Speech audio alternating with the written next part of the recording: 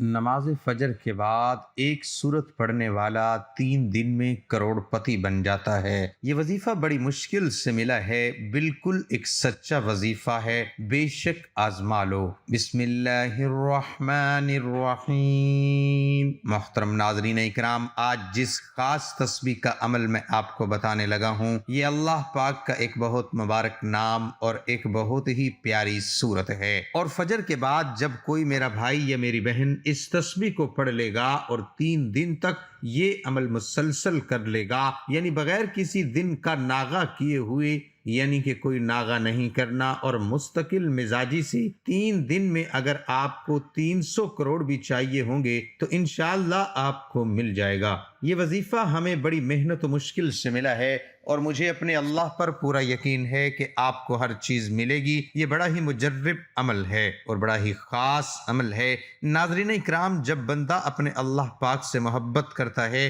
اللہ پاک اس کو ضرور عطا فرماتا ہے۔ اللہ پاک اس کو اتنا عطا کر دیتا ہے کہ اس کو پھر کسی چیز کی کمی نہیں رہتی۔ یہ بات تو سب ہی جانتے ہیں کہ اس دنیا کی محبت اور اس دنیا کے لوگ، رشتہ دار، دوست، احباب، یہ سب کچھ بھی نہیں ہے۔ اگر ہمارا رشتہ اللہ پاک سے مضبوط تر ہو جائے تو پھر یہ ساری کی ساری چیزیں خود بخود ہی ہمارے ہاتھوں میں آ جاتی ہیں۔ جب بندہ اللہ سے محبت کرتا ہے تو اللہ تعالیٰ کی ساری مخلوق بھی اسی بندے سے بے پناہ محبت کرتی ہے۔ یہ صرف اللہ سے محبت کرنے کا فائدہ ہوتا ہے، اور اگر بندہ اللہ تعالیٰ کو چھوڑ کر اس کی بنائی ہوئی مخلوق سے محبت کرتا ہے تو وہ مخلوق اسے ہمیشہ دھوکہ ہی کرتی ہے۔ پھر وہ مخلوق سے گلے شکوے بھی کرتا ہے کہ میرے ساتھ یہ ہو گیا، اس بندے نے تو میرے ساتھ زیادتی کر دی ہے، فلاں بندے نے یہ کر دیا، یہ نہیں ہونا چاہیے تھا۔ تو بھائیوں اور بہنوں، ہمیشہ اپنے اللہ پاک سے ہی محبت کرو، ساری دنیا آپ کی ہو جائے گی، ہر چیز آپ کی ہو جائے گی،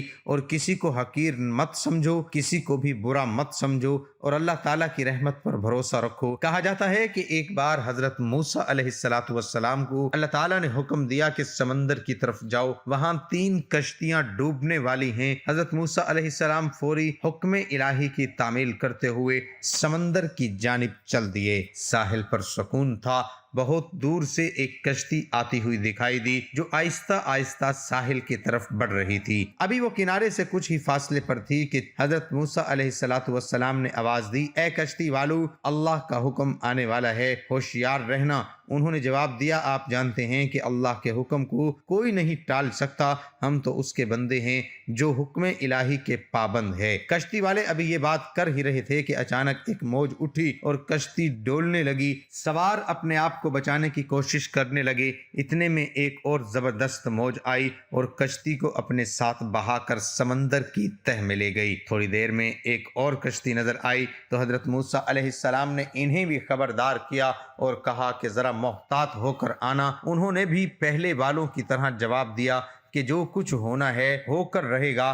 کشتی کو کنارے کی طرف لاتے رہے، یہاں تک کہ ساحل کے قریب آتے آتے یہ کشتی بھی ڈوب گئی۔ حضرت موسیٰ علیہ السلام اللہ کی حکمت کے بارے میں سوچوں میں محو تھے کہ انہیں ایک تیسری کشتی آتی ہوئی دکھائی دی۔ آپ نے حسب سابق اس کشتی والوں کو بھی نصیحت کی کہ دیکھو، اللہ کا حکم آنے والا ہے، اپنے گناہوں کی معافی مانگتے ہوئے اس طرح محتاط ہو کر آؤ۔ انہوں نے جواب میں کہا، اے اللہ کے نبی، جس طرح آپ سچے ہیں اس طرح اللہ کا حکم بھی اٹل ہے، اسے کوئی نہیں بدل سکتا، لیکن اللہ کی رحمت بھی تو ہے، ہم اس کی رحمت سے کیوں مایوس ہوں؟ لہٰذا ہم اللہ کی رحمت پر بھروسہ کر کے آ رہے ہیں، اور وہ اپنی رحمت کے صدقے ہمیں ضرور امن و سلامتی کے کنارے پر پہنچا دے گا۔ کشتی والوں کا یہ جواب سن کر حضرت موسیٰ علیہ السلام خاموش ہو گئے۔ جب کشتی بحفاظت کنارے آ لگی تو اللہ کے پیغمبر سوچنے لگے کہ اللہ نے 3 کشتیاں ڈوبنے کا فرمایا تھا، 2 تو ڈوب گئی لیکن تیسری سلامتی کے ساتھ کنارے آ گئی، یہ کیسے بچ گئی؟ ارشاد باری تعالیٰ ہوا، اے موسیٰ، آپ نے سنا نہیں کہ تیسری کشتی والوں نے کہا انہوں نے میرے حکم کو تسلیم کیا تھا، میری رحمت کو آواز دی تھی، اس پر میرا توکل اور بھروسہ بھی کیا تھا، تو اس لیے یہ کشتی میری رحمت کے طفیل بچ گئی، کیونکہ جو بھی میری رحمت کے دروازے پر آ کر صدا دیتا ہے میں اسے نا امید نہیں کرتا۔ واللہ تعالی عالم مفہوم ہے کہ جب اللہ تعالیٰ نے مخلوقات کو پیدا فرمایا تو عرش پر لکھ دیا میری رحمت میرے غضب پر غالب ہے۔ انسان نے کہا کہ میں ان دکھ تکلیف اور مصیبتوں سے بہت تھک چکا ہوں، تو انسان کی تسلی کے لیے اللہ تعالیٰ قرآن مجید کی سورۃ زمر کی آیت نمبر 53 میں فرماتا ہے کہ اللہ کی رحمت سے نا امید نہ ہونا۔ ناظرین اکرام، کسی بھی انسان کو اپنے سے کمتر یا حقیر نہ سمجھو،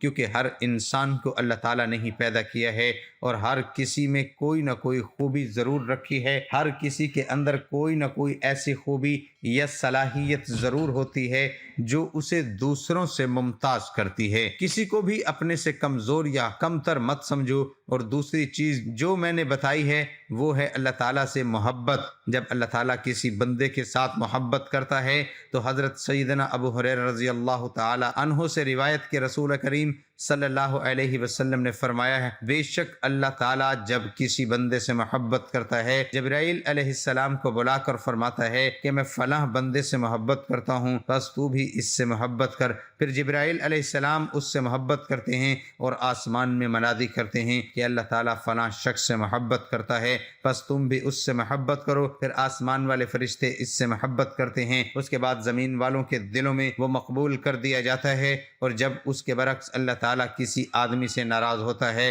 تو جبرائیل علیہ السلام کو بلا کر فرماتا ہے میں فلاں بندے سے ناراض ہوں یا بغض رکھتا ہوں، بس تم بھی اس سے بغض رکھو۔ پھر وہ بھی اس سے بغض رکھتے ہیں، پھر آسمان والوں میں منادی کرتے ہیں کہ اللہ تعالیٰ فلاں شخص سے بغض رکھتا ہے تو تم بھی اس سے بغض رکھو، وہ بھی اس سے بغض رکھتے ہیں۔ اس کے بعد زمین والوں میں اس کی دشمنی جم جاتی ہے، یعنی زمین میں بھی اللہ کے جو نیک بندے یا فرشتے ہیں وہ اس کے دشمن ہی رہتے ہیں۔ تو ناظرین، اللہ سے محبت کرو گے تو دنیا آپ کے لیے آسان ہی آسان ہو جائے گی۔ آپ کی زندگی میں جتنے بھی پریشانیاں ہیں، جتنی بھی مشکلات اور رنج و غم ہوں گے، وہ سب انشاءاللہ دور ہو جائیں گے، اور پھر آپ کو قدم قدم پر اللہ پاک نوازتا ہی رہے گا۔ آپ کی جیسی بھی مشکل ہوگی، ہر مشکل حل ہوگی، پھر آنے والی مشکلات بھی ختم ہو جائے گی۔ ناظرین اکرام، اب وظیفے کی جانب چلتے ہیں۔ یہ عمل کون سا ہے؟ یہ خاص وظیفہ کون سا ہے؟ اس کو کرنے کا کیا طریقہ کار ہے؟ اسے کس وقت اور کتنی بار کرنا ہے؟ یہ ایک دولت مند بننے کی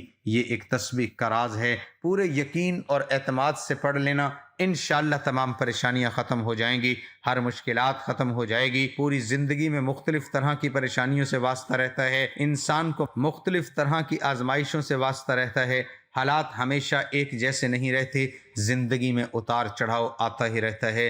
تو بس آپ لوگوں نے صبر کرنا ہے اور ہمیشہ نماز کی پابندی کرنی ہے۔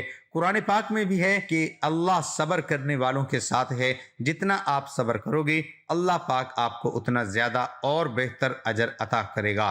ہر مشکل کے ساتھ آسانی بھی چھپی ہوتی ہے۔ کئی لوگ ایسے ہیں جن کو دنیا میں ہر طرح کی ٹھوکریں لگتی ہیں، ان کو غربت کا بھی سامنا کرنا پڑتا ہے، مشکلات بھی آتی ہیں، یہاں تک کہ کچھ تو بھکاری اور فقیر بھی بن جاتے ہیں، لیکن پھر جب اللہ پاک ان پر اپنا فضل و کرم نازل کرتا ہے تو وہ صرف اور صرف اللہ تعالیٰ سے مانگتے ہیں تو اللہ پاک ان کو عطا فرماتا ہے کہ ان کے پاس کسی بھی چیز کی کمی نہیں رہتی۔ میرے اللہ پاک سے دعا ہے کہ اے میرے پاک اللہ، اے میرے غفور الرحیم اللہ، دنیا جہان کے سارے خزانے آپ کے ہی پاس ہیں، آپ کے خزانوں میں تو کسی چیز کی کوئی کمی نہیں ہے۔ میرے اللہ، جتنے بھی لوگ دنیا میں پریشان حال ہیں، یہ تنگ دست ہیں، طرح طرح کی مشکلات اور مصائب میں گھرے ہوئے ہیں، میرے اللہ ان کی مشکلات کو ختم فرما دے اور ان کو شاد و آباد کر دے، آمین۔ ناظرین اکرام، یہ وظیفہ آپ نے اس طرح کرنا ہے کہ جب آپ فجر کی نماز ادا کر لیں اس کے بعد اسی جگہ پر بیٹھے رہنا ہے، اپنی جگہ سے اپنی اسی جگہ پر تسبیح آپ کے ہاتھ میں ہو۔ آپ نے اول و آخر 7 مرتبہ درود ابراہیمی پڑھ لینا ہے۔ ایک مرتبہ درود ابراہیمی میرے ساتھ بھی پڑھ لیں تاکہ ثواب ہو۔ اللہم صلی علی محمد وعلی آل محمد کما صلیت علی ابراہیم وعلی آل ابراہیم انک حمید مجید۔ اللہم بارک علی محمد وعلی آل محمد کما بارکت علی ابراہیم وعلی آل ابراہیم انک حمید مجید۔ جب آپ شروع میں 7 مرتبہ درود ابراہیمی پڑھ لیں گے درود پاک پڑھنے کے بعد 41 مرتبہ سورۃ اخلاص پڑھنی ہے۔ اس کے بعد آپ نے 101 مرتبہ یا سمیعو یا سمیعو یا سمیعو پڑھیں۔ 101 مرتبہ پڑھنے کے بعد آپ نے دوسری مرتبہ یا واسعو یا واسعو یا واسعو پڑھے۔ یا واسعو بھی 101 مرتبہ پڑھنا ہے۔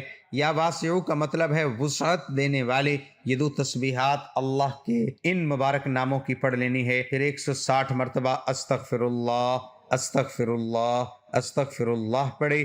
انشاءاللہ مال و دولت میں خوب اضافہ ہوگا۔ اور اگر کوئی شخص اپنا کاروبار بڑھانا چاہتا ہے تو اس کے لیے بھی یہ وظیفہ بڑا ہی مجرب ہے، بڑا ہی خاص وظیفہ ہے۔ اللہ پاک اس کو بہت زیادہ رزق اور مال و دولت عطا کر دے گا، اس کی مشکلات کو ختم کر دے گا، اس کے رزق میں، اس کی روزی میں بہت زیادہ اضافہ ہوگا۔ ہر گزرتے دن کے ساتھ ساتھ اس کی دولت میں اضافہ ہوتا رہے گا، اس کے مشکل سے مشکل کاموں میں آسانیاں پیدا ہوں گی، اس کی جو دلی حاجات ہوں گی سب پوری ہوں گی۔ کئی دفعہ ایسا ہوتا ہے کہ انسان کے دل میں کئی طرح کی خواہشات ہوتی ہیں جن کا وہ کسی سے ذکر بھی نہیں کر پاتا۔ کچھ خواہشات ایسی ہوتی ہیں جو آپ زمانے کے سامنے، معاشرے کے سامنے بیان کرو گے تو وہ سب آپ کا مذاق بناتے ہیں۔ تو ناظرین، جس طرح بھی حالات ہوتے ہیں اپنے اللہ کو ہی بتایا کرو۔ بے شک اللہ تعالیٰ سب کچھ جانتا ہے، لیکن پھر بھی اسے بندے کا مانگنا اور ہاتھ پھیلانا بہت پسند ہے۔ اس لیے اپنے اللہ سے مانگ لیا کرو، اللہ سے ہر چیز میں مدد طلب کیا کرو۔ اللہ پاک بڑا ہی غفور الرحیم ہے، وہ عطا کرنے والی ذات ہے۔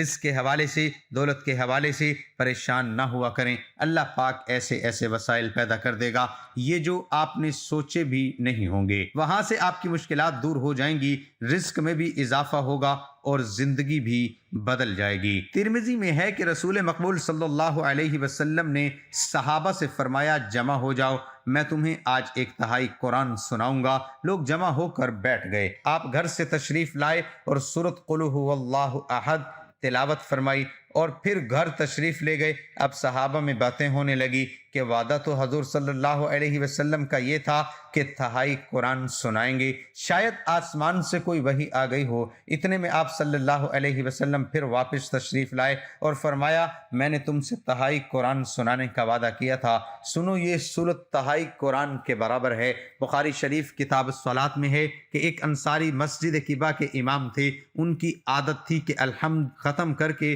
پھر اس سورت کو پڑھتے، پھر جون سی سورت پڑھنی ہوتی یا جہاں سے چاہتے قرآن پڑھتے۔ ایک دن مقتدیوں نے کہا کہ آپ اس سورت کو پڑھتے ہیں پھر دوسری سورت ملاتے ہیں، یا تو آپ صرف اس کو پڑھیے یا چھوڑ دیجئے، دوسری سورت ہی پڑھا کیجئے۔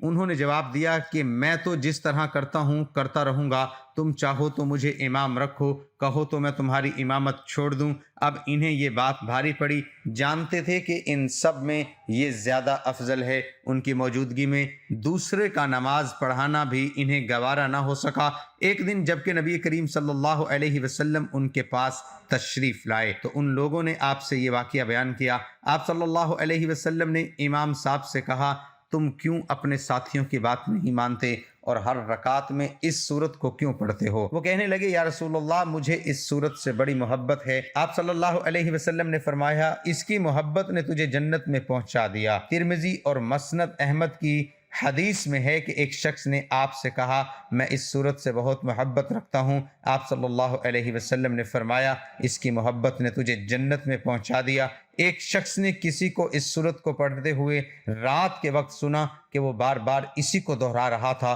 صبح کے وقت آ کر اس نے نبی صلی اللہ علیہ وسلم سے ذکر کیا، گویا کہ وہ اسے ہلکے ثواب کا کام جانتا تھا۔ تو نبی صلی اللہ علیہ وسلم نے فرمایا، اس کی قسم جس کے ہاتھوں میں میری جان ہے، یہ سورت مثل 1/3 قرآن کے ہے۔